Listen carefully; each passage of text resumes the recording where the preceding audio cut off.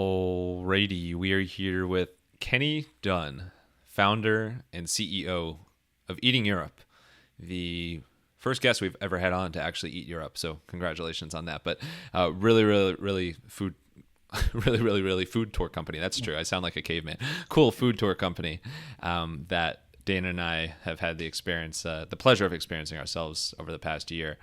Kenny, thank you so much for joining. How are you doing today? I'm doing great. Really excited to be here. Thanks, Max. Yeah, of course. My pleasure. So we're gonna get into all things eating Europe and our own experiences.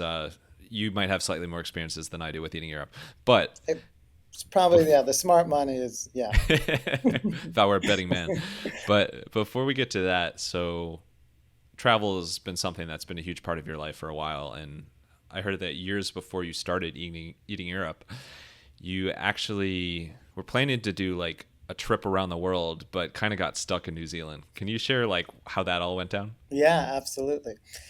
So, yeah, I mean, there's two kind of detours with that. One is, as you said, I bought this round the world ticket, and I don't know if they still exist, but it's such a cool concept. I mean, you pay one price, it was like $1,000, and you can have as many different flights as possible. So I had this incredible itinerary: New Zealand, then New Zealand to Australia, then to Indonesia, then to India. There was like nine different countries. I don't remember how many different flights. And um and I ended up like, first stop was New Zealand. I ended up like stumbling in this little town called Golden Bay, which sounds as idyllic as the name gives the impression. And a month went by, two, three. Eventually, I'm like 2 weeks from my not only my visa expiring but my ticket. So I'm like, all right, well, I might as well get two flights out of this. So I did fly from New Zealand to Australia, but the rest of the incredible itinerary all was wasted. So I ended up just having an amazing year in New Zealand, and no regrets. But it wasn't the around the world adventure that I was expecting. That's how New Zealand gets you. You plan to do one thing. I have to stop real quick because you said it was like $1,000 for a round the world ticket. That's like the price for us to fly to Cleveland now. I'm from Cleveland. It's not just a random Cleveland flight, but yeah, That was 22 prices must years have been a ago, little bit so better. there has been a bit of inflation in the last 2 decades for sure. What was it about New Zealand that got you quote unquote stuck there? So I ended up stumbling into a program called Woofing. I don't know, have you heard of it? Just from this interview prep, but can you explain it? Okay, yeah. So it's an acronym: Willing Workers on Organic Farms. And I'm pretty sure it still exists. And basically, the idea is, I mean, it used to be a book. I'm sure there's a website now. And you'd find a host in a town. They would put you up. The kind of exchange was you would do 4 hours of work, which could be kind of working in the garden. I built some houses. I learned all kinds of new skills. And they'd put you up, and then you'd, basically kind of maybe like couch surfing more than Airbnb. There was this idea like, hey, we're going to show you around. Let's take you to the beach. Let's go surfing. So I ended up doing this woofing at this organic community garden in that area called Golden Bay, which I mentioned. And then that led to a job. They fundraising for the organization. I met all these cool people. I was given a trailer. At the time, I mean, my hair was like halfway down my back. I was a total hippie, and living in this broken down trailer in the middle of a garden. And I just said, what could be better than this? So that's where I stayed very happily, like I said, for most of the year. But it was because of that program that kind of sent me down that path. Woofing sounds like a Ryan Howard startup from The Office. Yeah. What was the?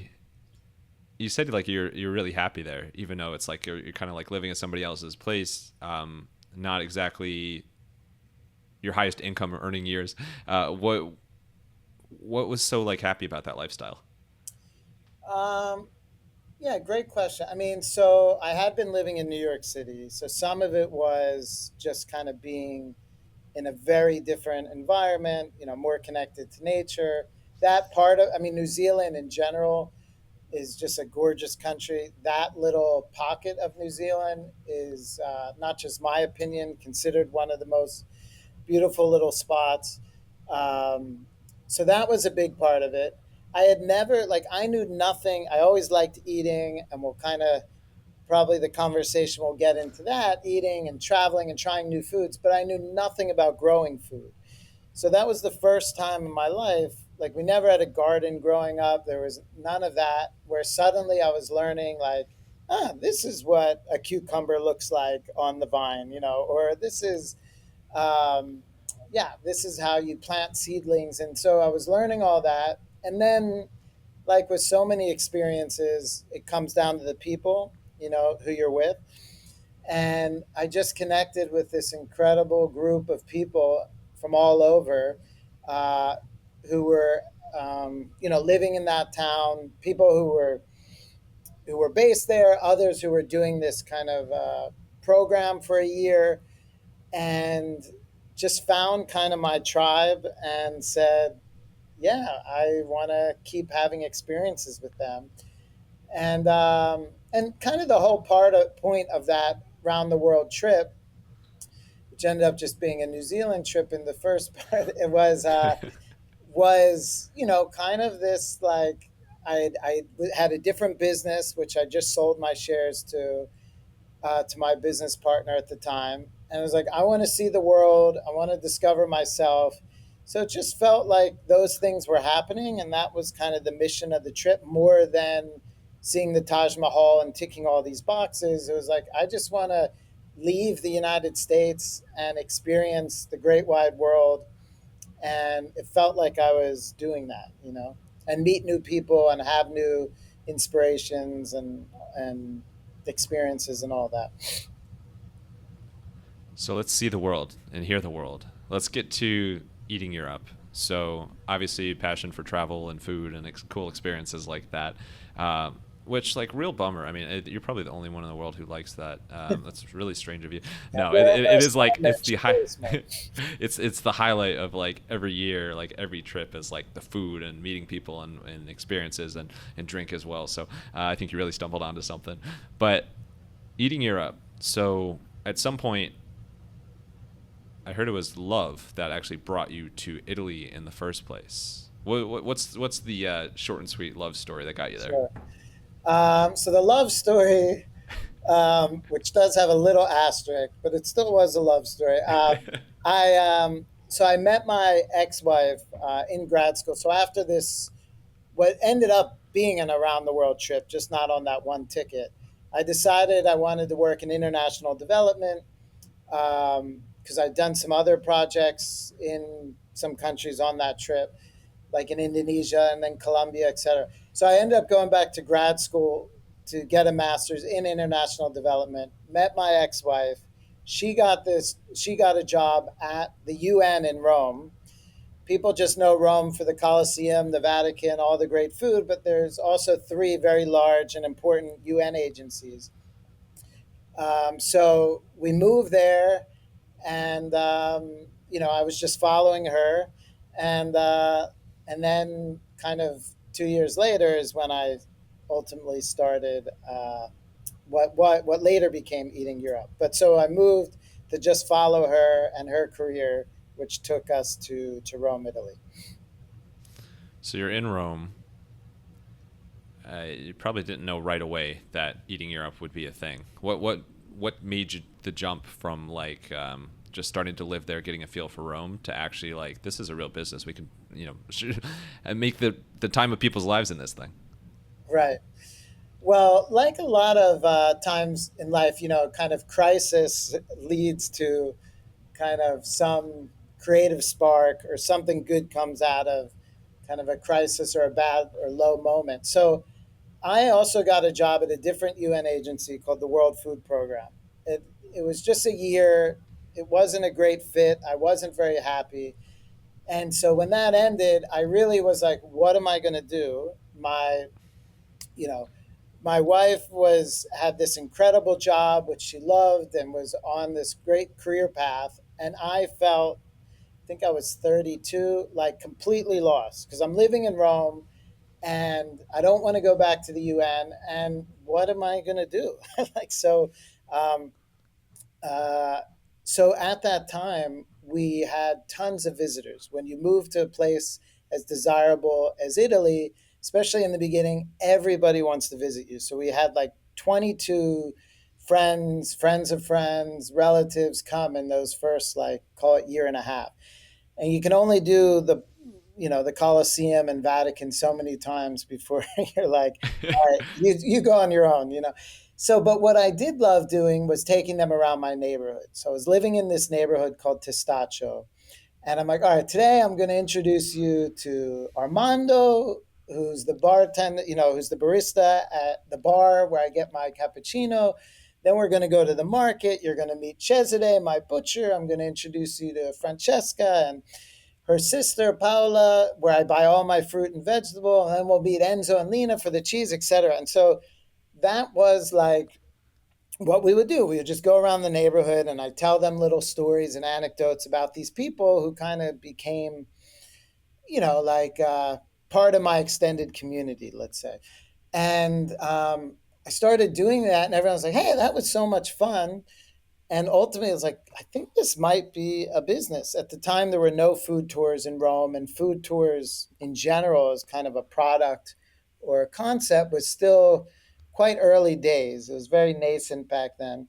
And so it wasn't like, oh, let me check out this person who's already doing this. Instead, I just started thinking and kind of trying to figure out how could this turn into kind of something more structured and what would this look like, and ultimately started working on the business plan for a food tour company in Rome, which I originally called Eating Italy Food Tours.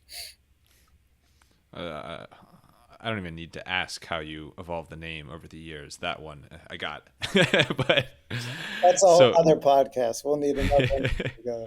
yeah, carve out a whole day for that one. Yeah. But how did you find the courage in that moment to start a food tour company when it wasn't nearly as popular a thing then?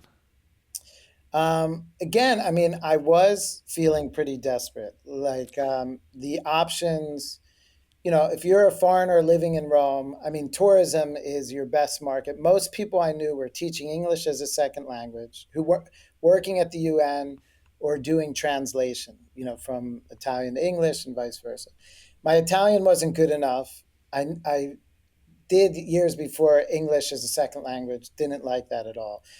And so it's like, I need to, find something for me. And I had already had other businesses. I've kind of been an entrepreneur since I was a teenager.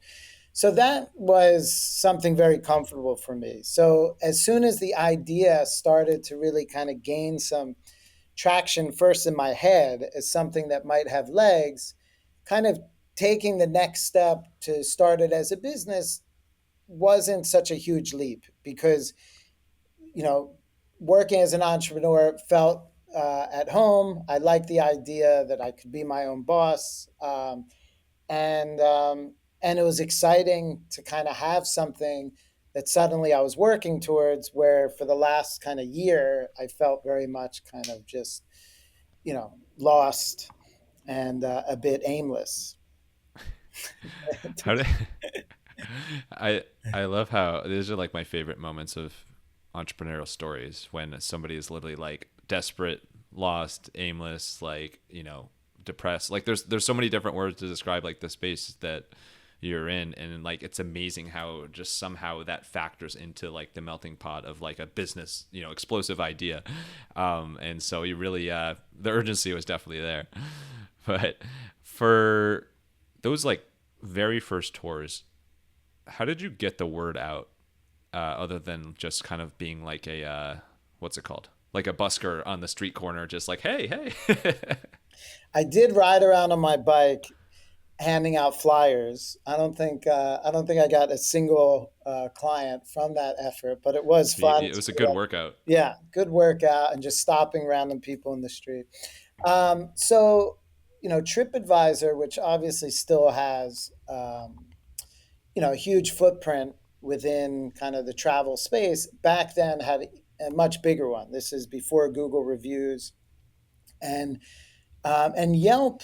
Even though Yelp was around then, Yelp for kind of going abroad or the travel space, especially outside the United States, wasn't really, yeah, it wasn't something that people really looked to. So TripAdvisor was kind of the one and only place where you could go to not only kind of discover things to do in that area, but also, of course, read reviews. And so, so very, I had the website, but of course I wasn't getting any direct traffic. So those early bookings came through TripAdvisor. And being the only food tour, even though the idea of a food tour was still relatively new, I guess some people had probably heard of it. There were food tours in New York and Chicago and some other cities at the time. And so being listed on TripAdvisor as the only food tour meant I had some people come to my TripAdvisor page, book, and then, I made sure they left a review. And so the reviews started to accumulate, and I started to climb the rankings on TripAdvisor. And back then, if you could make it on the first page of TripAdvisor's 20 different listings, that was your ticket. That was your Willy Wonka golden ticket. And I eventually made it on the first page of TripAdvisor. And then that's when things really kind of took off. Nice travel pun there with ticket, Yeah. by the way. Yeah, you had your around the world ticket of TripAdvisor I know reviews. you appreciate your puns, so I wanted to. Yeah, just one every now and then, Yes. every few seconds. But what are some of the differences between the tours that you guys do now versus like those early pressure testing, stress testing tours? Um, yeah, that's a good question. I mean, I've really tried to stay true to the original kind of formula. And the idea there was to kind of really bring together a few different elements. So one, of course, is the food. What are the iconic foods, in this case in Rome, that I wanted people to try, that I felt like you can't leave Rome without having a soupli, which is a fried risotto ball, or, Wait, hold on. That's different than arancini. yeah. So one is Oh, Sicilian, and they're bigger, the Sicilian version. Um, They're not cooked in a meat sauce, the Sicilian version. There's generally like peas and other stuff, and they're kind of more shaped like kind of a rounded, cornered pyramid. The Roman ones look more like an oversized egg, kind of like a Scottish egg, if you've ever had that in the UK. And it's kind of risotto cooked in a meat sauce, and then some mozzarella is put in the middle. It's rolled in breadcrumbs and fried. And the idea is when you break it open, there's the long strand of mozzarella if it's done properly. And so they call it telephone soupli because it looks like an old telephone cable. And anyway, those were some of the items. So that was obviously one component.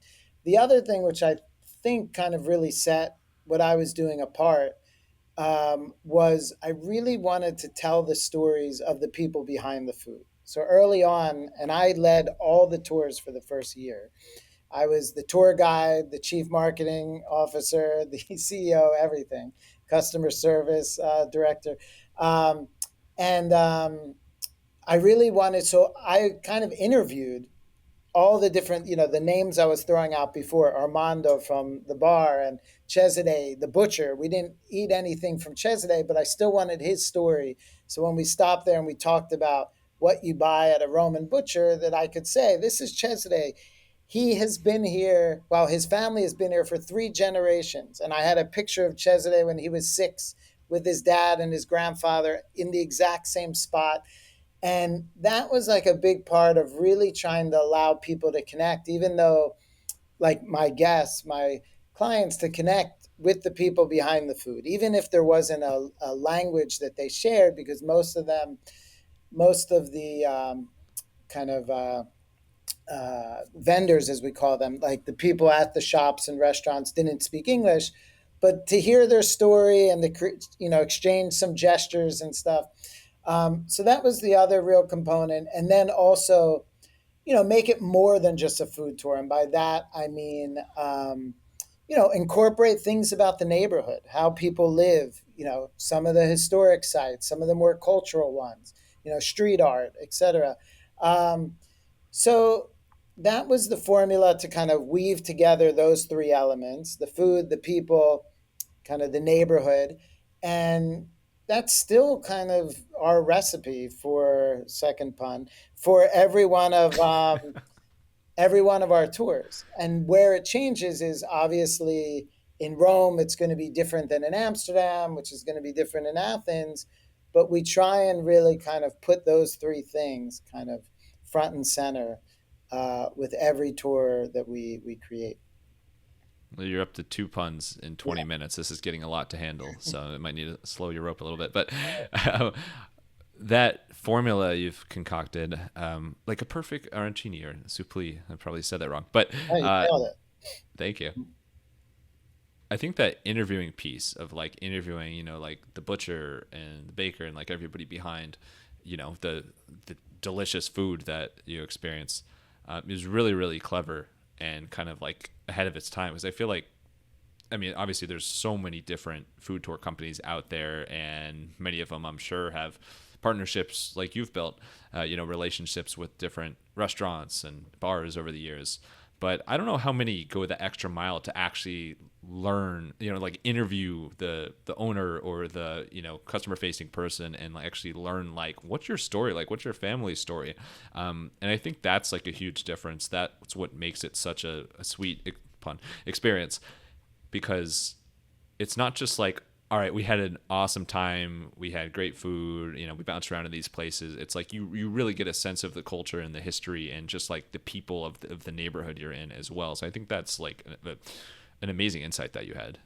Yeah, and I mean, one of the things that makes food tours, ours, but just the food tour in general, special, and I think why it has, they've caught on and continued to grow so much over the last, 10 or 15 years, is because when you're traveling somewhere, it's kind of unique to have that opportunity to kind of interface and interact with locals, to kind of dig under the surface and have your guide, or maybe some of the restaurant owners kind of describe things about what life is like in that city.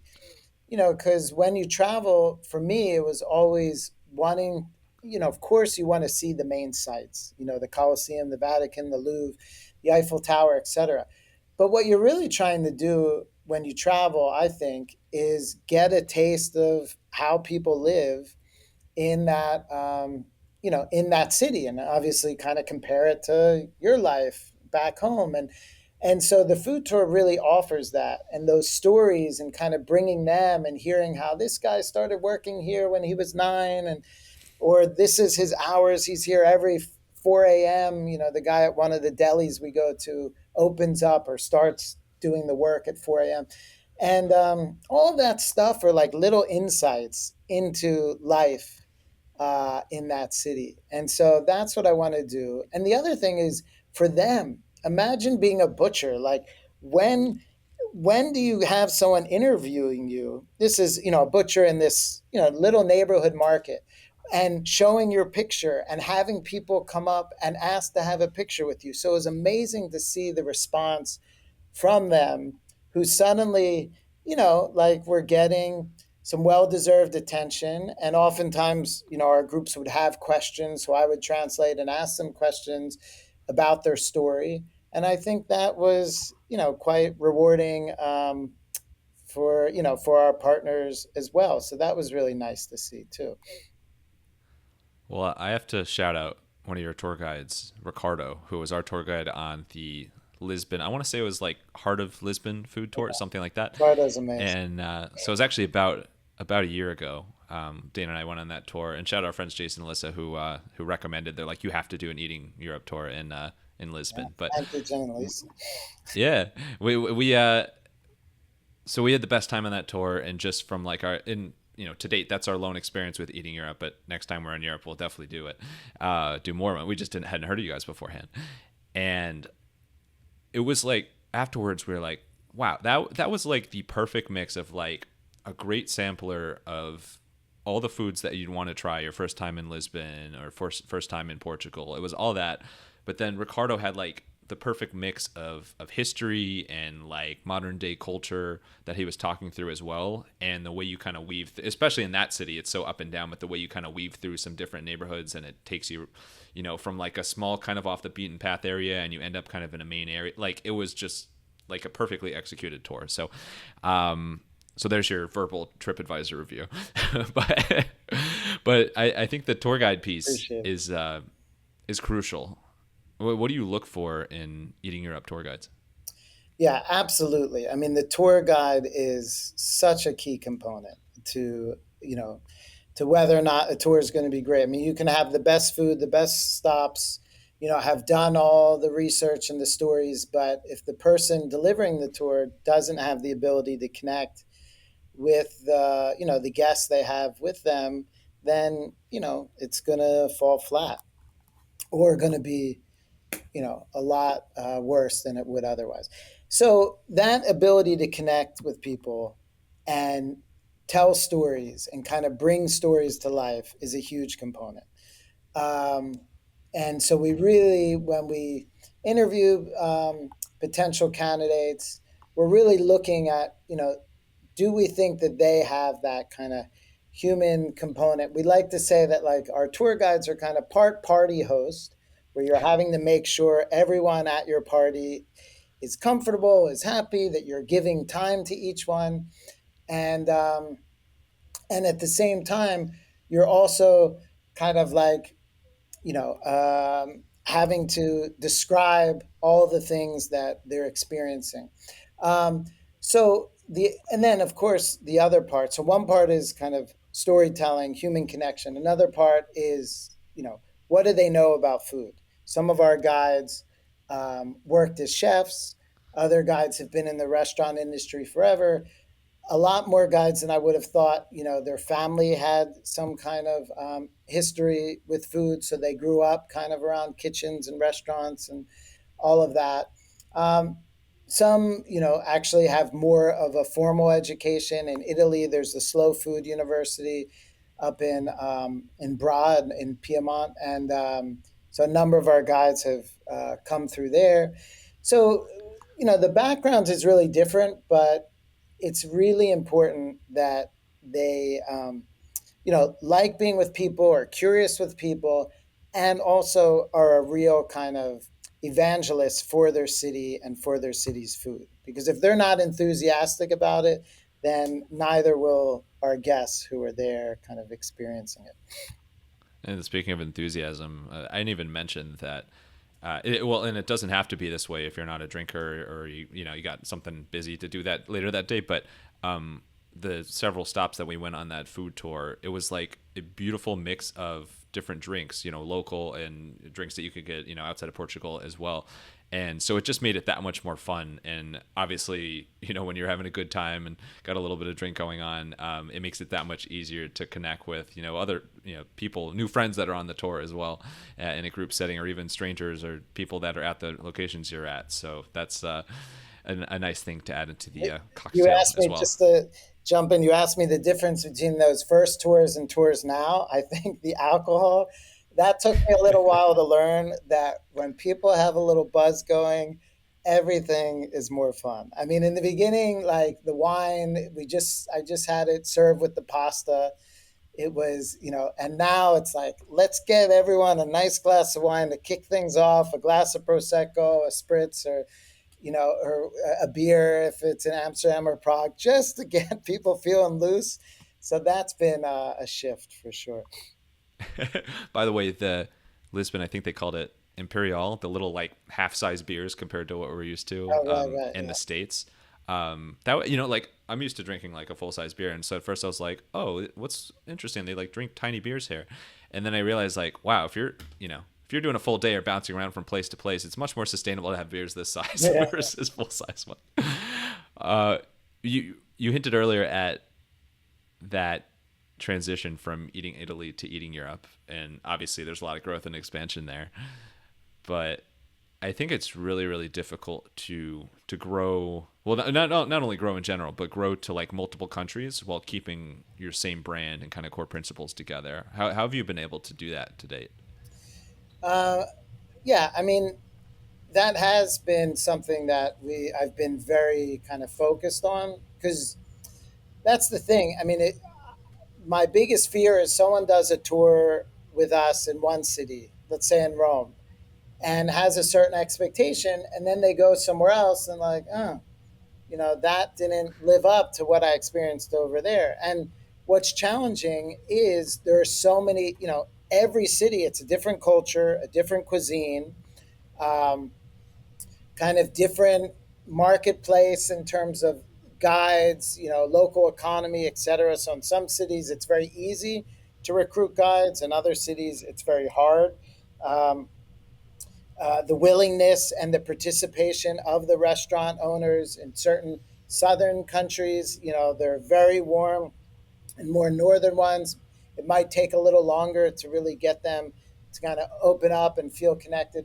So it has been challenging to try and kind of offer a similar experience while knowing that there's so many different variables that are that are different in every place we go. So one of the things is really starting with the local manager. So in every city, we hire a local manager, and really, they're the one who's like holding those values. So the values of what is it that we want every customer to kind of experience on a tour. You know, some of it is kind of down the like the elements of the tour that I talked about earlier, but even more than that, like what is the kind of guide community that we want? What kind of relationships do we want to have with our food partners? So it starts with that person, and we spend a lot of time trying to find the right person, because in almost every city except for our bigger ones, it's one it's only one local manager who has that responsibility. We also do a lot with our onboarding and training, getting them to different cities so they kind of can really experience what is an Eating Europe food tour, what is like the Eating Europe kind of local community, amongst the manager and the guides and the vendors. And so let them experience that firsthand and then go off and create that in their locality.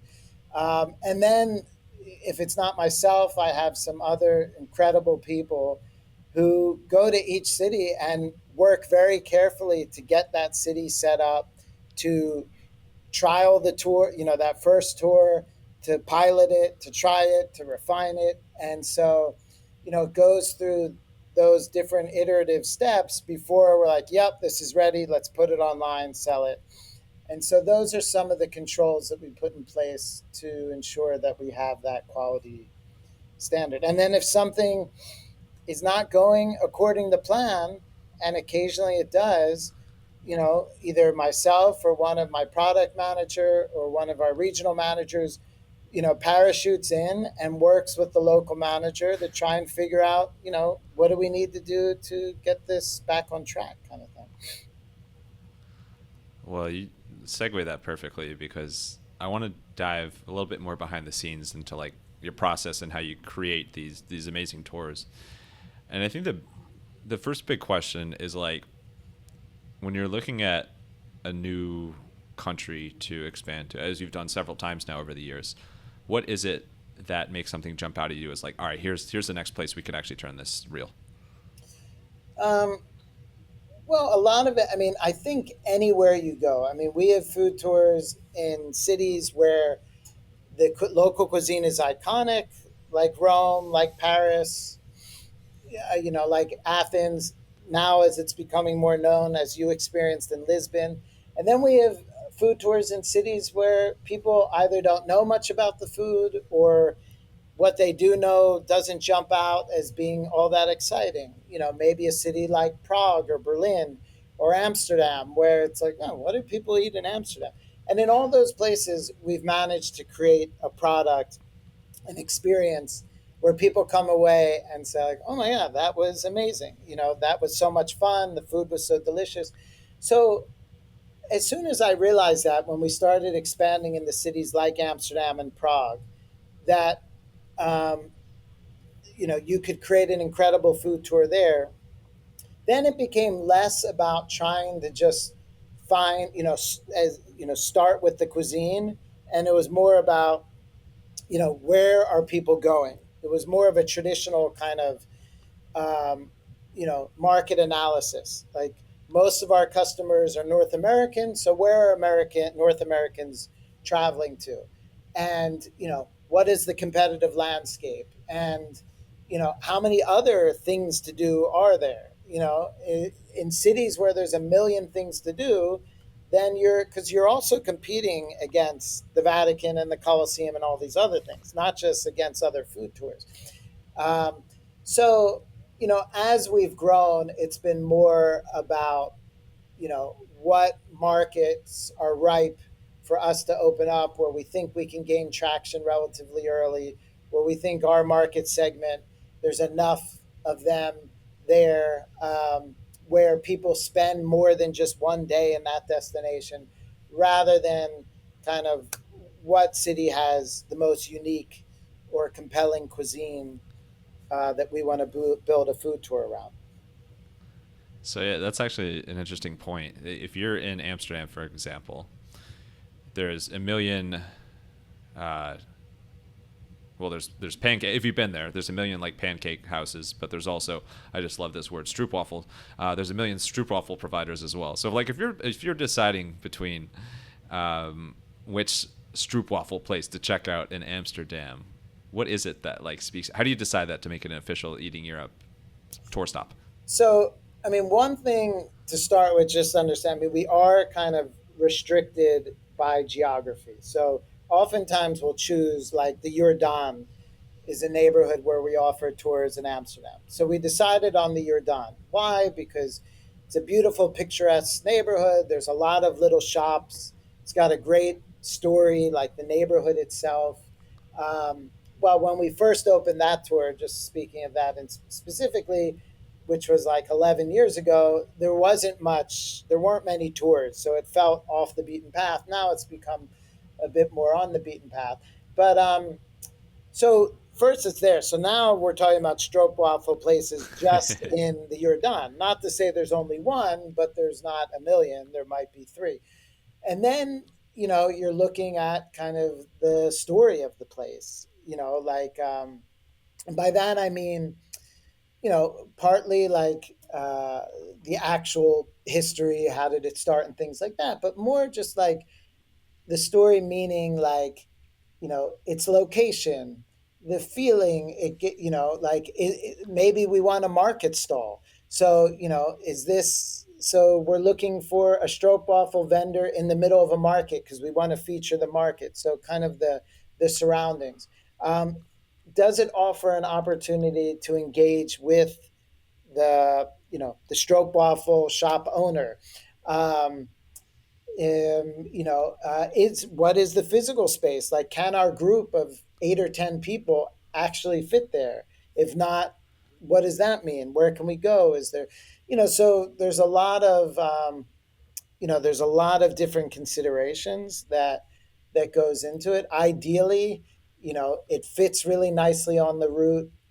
If we have some other pieces, it's got a great story. The owner or owners are engaged and willing. The place itself is kind of evocative and has some kind of unique characteristics to it. That's kind of what we're going for. Sometimes you have to compromise on one thing. I mean, we never compromise on the quality of the food. I mean, that has to be they need to be doing it the correct, the right way, the authentic way, that this represents, how soupli are made, how stroopwafel are made, kind of, or they have a unique spin to it. But some of the other things, like maybe it's not on, we wish it was on a quieter street. It's more on a busy one, but we'll take it because these are the best. This is the best apple pie in Amsterdam, or this place has been around, which is the case. We go to a place in Amsterdam. The place is from the 1500s. It's one of the oldest brown cafes in the city. So just to walk in there, you're just like, talk about an evocative location. There's so much history. So sometimes, and the apple pie is outstanding. Just ask Bill Clinton. There's a picture of him, a letter from him that he says, like, this is the best apple pie I've ever had in my life. So yeah, you're kind of looking at different things, and then sometimes you have to kind of, sometimes you get it all, and sometimes, oftentimes location is the thing that you might have to compromise a little. And to that location point, you are there any like key principles that make like a really good route for a eating Europe tour? Oh, for sure. I mean, the distance we try and stay. I mean, we're thinking it's Europe, so kilometers. Um, no more than 2 kilometers. We want like the locations, you know, we want to have a couple locations right off the bat. Sometimes people come to a tour and you're starving. And the last thing you want, the worst thing that can happen is like, we're going to go for this half-hour walk before we give you anything to eat or drink. So we want you to come, and within like 5, maybe in the extreme case, 10 minutes, you are enjoying something delicious, local. Um, and then we want to follow that up with something quickly afterward. I mentioned at the top, like, I like from the beginning, this is more than just a food tour. So it's not just food, it's other things. So we're always looking at how the route can include, something historic. Like in Paris, we go in the Marais, these just gorgeous gardens, and we stop there and we have one of the tastings there. Or in London, we see some of the famous street art that Banksy did. Um, so we're always trying to, like, how can, if we know that the neighborhood has some of these really interesting sites, how do we kind of weave them into the route?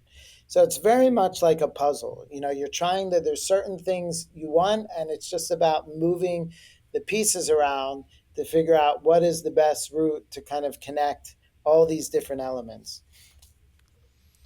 So let's put the final pieces of the Eating Europe puzzle together. We're going to wrap up with a rapid fire Q&A. That this I know you're more than just food, but these questions are just food because I couldn't resist. You ready for it? Ready. Fire away. All right, let's get wild. Let's get hungry and then satisfied. What is, and for all of these, you up to you. You don't have to shout out specific places unless you want to, but in terms of the overall type of food, what would you say is your favorite breakfast in Europe? Oh, jeez. Pain au chocolat in Paris. All right, what is the most unique food available on one of your tours that a lot of tourists would probably be kind of surprised by? I would say lampredotto, which is part of the stomach lining of the cow. This is in Florence. It's probably the most popular street food in Florence. It's a panino filled with lampredotto, with a green sauce made from parsley, and it's one of these things that's like, I won't like that. And every time we just plead with our guests, just try it. And 95% of the time, they're like, oh my God, this is really good. So that's the winner. Oh, I know there's a little bit of a Rome Florence rivalry, but whenever I hear Florence, I get that warm fuzzy feeling in my heart because Dan and I kicked off our honeymoon there, Oh, and wow. oh my God, what a town! I mean, Rome is as well, but what a town for walkability and eating and drinking. Oh my God! All And the right. shops. It's so Oh yeah. stylish. Exactly. Well, that's me, the Yeah. Poochie Gucci. All right. So, If you had a friend or family member that was visiting Europe on just a short layover and could only have one meal in Europe, this is some fictional world where they could have any meal in Europe. um, what would you recommend? They could only have one. so there's a restaurant in Rome uh, called Spirito di Vino, and they have a wine cellar that's 90 years older than the Colosseum. So I would have them go there. It's a slow, if you know slow food, so everything is local. It's a certified slow food restaurant. I'd have them have the pork shoulder just slowly cooked for about 6 hours. as a segundo, their second dish. Starting, sorry, I went in opposite order here. Starting with their take on the carbonara, where they add saffron, then the pork shoulder. They make the best crema cotta, which is like the Italian version of creme brulee I've ever had in my life. And while they're drinking their wine, Francesco, the owner, will take you down to this cellar and tell you about the history. So the location is just one of a kind. So between the food and the location, if you had one stop in Europe on this fictional layover, that's where I'd send you. Oh my god, that sounds wonderful. I felt like I was being transported there as you were talking, so I think you're a poet as well. All right, Very much. and then you hinted at the wine. Um, Other than wine, what would you say is like a just absolutely delicious type of alcohol that you can experience somewhere on one of your tours? I mean, it's not a taste for everyone, but Jenever is like the kind of local gin spirit in the Netherlands. Mm. So I would say that, or there is, let's see, oh my God, I'm not thinking the name. Schlivitz, I think it's called in Prague, which is like it's like a brandy. And I might be butchering it. And my manager, Ava in Prague, when she hears this, is going to be so upset if I am. But something that sounds very similar to Schlivitz. Got it. Well, you have to let us know, Ava. But yeah, I love those like distinct little liquors, liqueurs in Yeah. different places. The Lisbon, what they call it, Gingina. Yeah, The Origin Genia. That's tied for number two. Yeah, that was really cool because it's like the cherry liqueur that you drink in like a little chocolate shot glass that obviously is edible as well. So eating and drinking at the same time is pretty special. I might All right, and change my answer. Genia in the chocolate. there you go. And then last one, you already mentioned an amazing dessert in Italy, but if you had to pick a country that does dessert best, other than Italy, what would you say?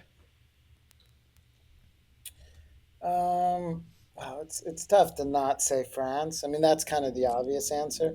But as a maybe more surprising one, um, whether it's the Czech Republic or Austria, but any of the Austrian Hungarian Empire, where they have these just beautiful kind of old cafes, these historic old cafes, and these just wonderful cakes. And so you'd go there and have, you feel like you're going back in time. It's like a Grand Budapest Hotel feeling. Um, and yeah, these opulent cafes and these beautiful desserts. And so a lot of those, that's a real experience too.